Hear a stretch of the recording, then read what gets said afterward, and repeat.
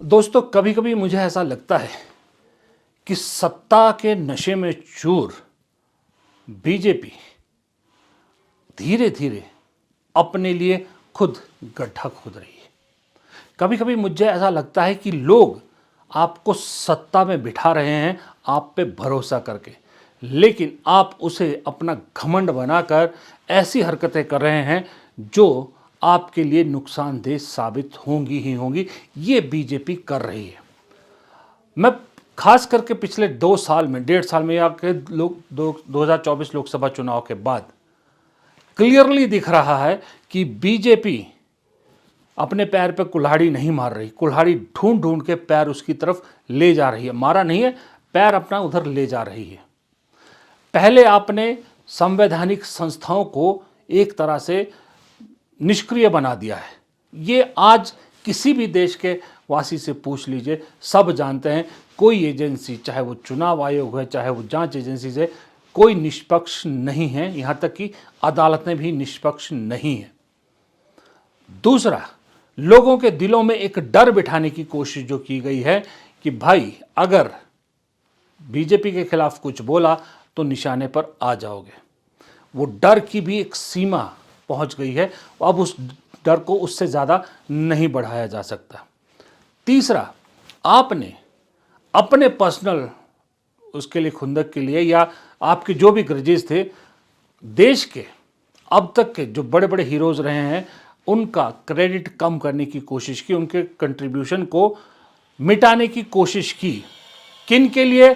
उनके लिए जिनका इस देश की आज़ादी में ज़ीरो कंट्रीब्यूशन था, बल्कि नेगेटिव काम किया था। वहाँ तक ठीक था।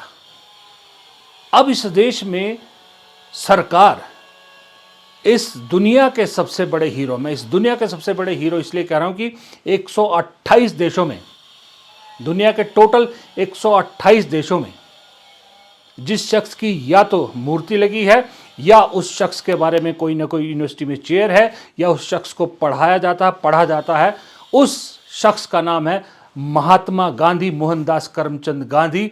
और उस शख्स को, ऐसे हिंदुस्तान के सबसे बड़े हीरो को मिटाने की कोशिश की जा रही है, उसके नाम को साफ करने की कोशिश की जा रही है, उसके दिए योगदान को मिटाने की कोशिश की जा रही है, उनके लिए जो उस महान शख्सियत के हत्यारे थे। नेहरू तक आपकी सनक ठीक थी। आप नेहरू का तो कुछ नहीं बिगाड़ पाए, इंदिरा गांधी का कुछ नहीं बिगाड़ पाए। अब ये सनक इतनी बढ़ गई है कि महात्मा गांधी का नाम मिटाने की कोशिश कर रहे हैं। इस देश में गरीब आबादी को जिसने जिंदा रखा हुआ है, उस योजना का नाम था MNREGA, Mahatma Gandhi rural employment guarantee योजना। महात्मा गांधी, और लॉकडाउन में अगर वो मनरेगा नहीं होती तो इस देश में लाखों लोग भूखे मर जाते, करोड़ों लोग भूखे मर जाते। इनफैक्ट आपकी 5 किलो राशन की मुफ्त योजना से कहीं ज्यादा बड़ी योजना मनरेगा, आज उस मनरेगा को खत्म करने की कोशिश की जा रही है और उसका नाम महात्मा गांधी से जुड़ा है। इसलिए महात्मा गांधी का नाम हटा के राम जी का नाम उसमें जबरदस्ती डालने की कोशिश की जा रही है, और लगता है कि राम जी के नाम पे आपकी नैया फिर पार होगी। अरे राम जी के नाम पे तो आपकी अयोध्या में नैया पार नहीं हुई, तो यहां क्या पार होगी? सर, आखिरी बात यह है कि गहन जांच पड़ताल और व्यापक चर्चा के लिए इसे कम से कम स्थायी समिति के पास भेजा जाना चाहिए, और कोई विधायक किसी की निजी महत्वाकांक्षा, सनक और पूर्वाग्रहों के आधार पर न तो पेश होना चाहिए और न ही पास होना चाहिए। धन्यवाद। माननीय सदस्य, बिल्कुल सही कहा प्रियंका गांधी ने। इसलिए मुझे प्रियंका गांधी बहुत पसंद आ रही है। एक नेता के तौर पे राहुल गांधी से ज़्यादा पसंद मुझे प्रियंका गांधी आती है कि बात पते की रखती हैं और बात तरीके से रखती है, सलीके से रखती है। बोलने का तरीका इतना शानदार है कि आप पूछिए मत। सदन में बीजेपी के लोग उन्हें मजाक उड़ाने की कोशिश करते हैं महात्मा गांधी सरनेम को लेकर। प्रियंका गांधी ने छोटी सी बात बोली, बहुत छोटी सी बात बोली, लेकिन उस छोटी सी बात में चपेट इतनी बड़ी थी ना कि अगर कोई शर्म वाला इंसान होगा ना तो वहां से उठ के चला गया होगा। खत्म करूं। महात्मा गांधी जी मेरे परिवार के नहीं थे, लेकिन मेरे परिवार जैसे ही हैं और इस पूरे देश की यही भावना है sir. Know very good sir इस पूरे देश की यही भावना है। नो माननीय सर आखिरी बात सर आखिरी सोचिए, ये वही मनरेगा योजना है जिसको प्रधानमंत्री ने पहली बार सदन में कहा था कि कांग्रेस की नाकामी का सबसे बड़ा ढोल है और मैं इसे पीटता रहूंगा। इसी ढोल ने बचाए रखा। अब तक मोदी जी तीसरी टर्म में सत्ता में बैठ गए, इसी ढोल ने बचाए रखा। लॉकडाउन में जैसे मैंने कहा कि गरीबों को अगर किसी ने जिंदा रखा तो इस मनरेगा ने जिंदा रखा।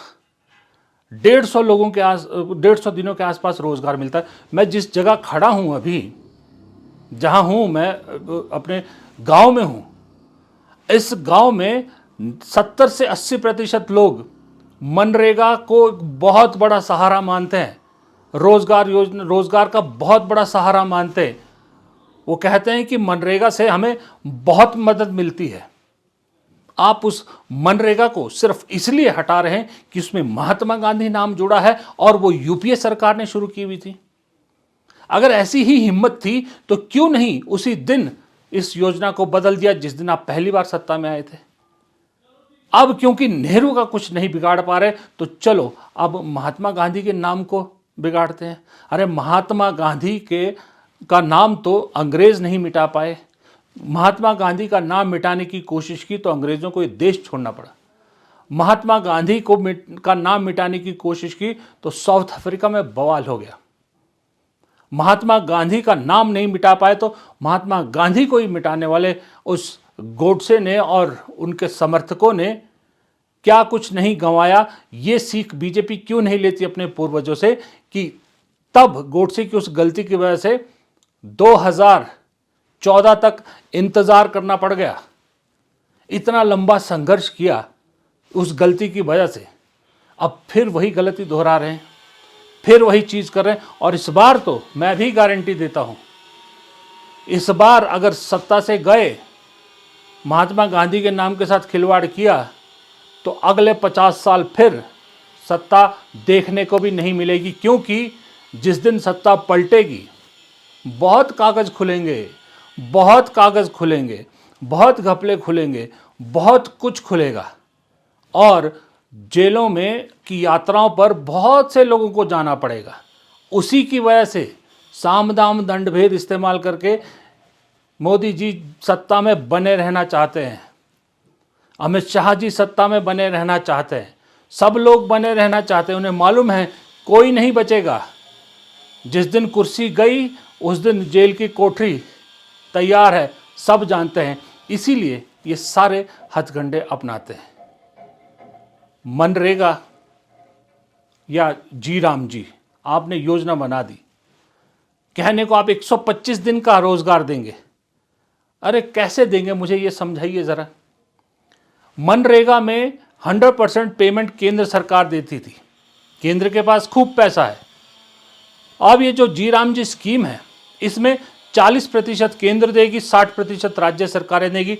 राज्य सरकारें तो ज़्यादातर कंगाली की स्थिति में है, कर्ज इतना हो चुका है, तनख्वाह देने के लिए राज्य सरकारों के पास पैसे नहीं हैं। वो मनरेगा का पैसा कहाँ से देंगे? वो क्यों मनरेगा का इस्तेमाल करेंगे या जी राम जी योजना का इस्तेमाल करेंगे? वो छोड़ देंगे। अब फिर वही होगा, जहां बीजेपी शासित सरकारें हैं वहां पैसा मिलेगा, क्योंकि भाई केंद्र से उनको तो तुरंत मिल जाता है, बिन मांगे सब कुछ मिल जाता है। और जहां बीजेपी की सरकारें नहीं हैं उन्हें तो नेचुरल क्लाइमिटी में भी पैसा नहीं मिलता, जितना नुकसान हुआ होता वो नहीं मिलता। तो इस योजना के लिए कहां से पैसा मिलेगा? यानी कि जो नॉन बीजेपी सरकारों वाले राज्य है वहां के गरीब लोगों को फिर आपने एक और बार मार दिया।